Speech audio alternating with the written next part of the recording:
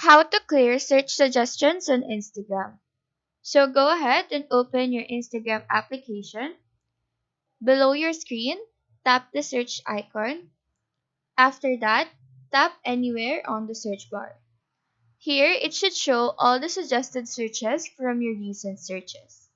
Now, you can either delete these manually one by one, or you can tap on See All and then click on Clear All.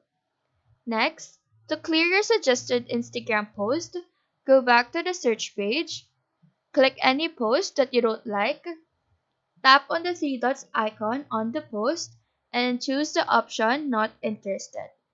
This action will let Instagram know that you don't want content related to that specific post.